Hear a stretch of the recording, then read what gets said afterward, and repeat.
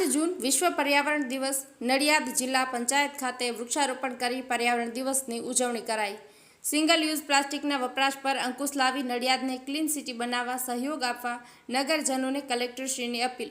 આજે વિશ્વભરમાં પ્લાસ્ટિક પ્રદૂષણનો અંતની થીમ સાથે વિશ્વ પર્યાવરણ દિવસની ઉજવણી કરવામાં આવી છે।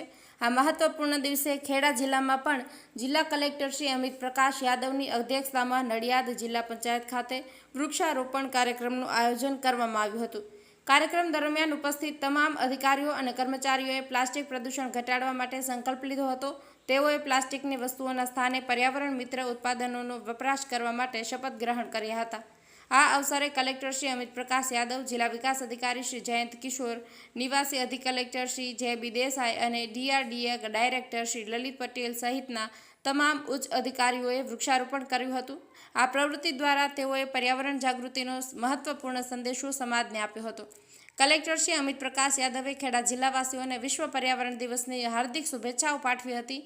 તેમણે વડાપ્રધાન શ્રી નરેન્દ્ર મોદીના એક પેડ માં કે નામ અભિયાન હેઠળ વધુમાં વધુ વૃક્ષારોપણ કરવા માટે જનતાને પ્રોત્સાહન આપ્યું હતું। કલેક્ટરશ્રીએ ખાસ કરીને નડિયાદને પ્લાસ્ટિક મુક્ત શહેર બનાવવાની દિશામાં નાગરિકોને સહયોગ આપવા વિનંતી કરી હતી। તેમણે જણાવ્યું હતું કે આ લક્ષ્ય હાંસલ કરવા માટે દરેક વ્યક્તિએ પોતાના ઘરથી જ સિંગલ યુઝ પ્લાસ્ટિકનો વપરાશ ઘટાડવાની શરૂઆત કરવી પડશે। આ ઉમદા કાર્યમાં તમામ નગરજનોએ પ્રતિબદ્ધતા સાથે સહભાગિતા થવા તેમણે અપીલ કરી હતી। આશિષ મહેતા, નડિયાદ। સૌથી પહેલાં ખેડા જિલ્લાના બધા પ્રજાજનોને આજે વિશ્વ પર્યાવરણ દિવસની ખૂબ ખૂબ શુભેચ્છા આપું છું અને માનનીય વડાપ્રધાનશ્રીના જે સંકલ્પ છે એક પેડ માં કે નામ અને પ્લાસ્ટિક મુક્ત જે આપણું સિટી હોવું જોઈએ આ લક્ષ્ય સાથે આજે કાર્યક્રમ યોજાઈ રહ્યો છે।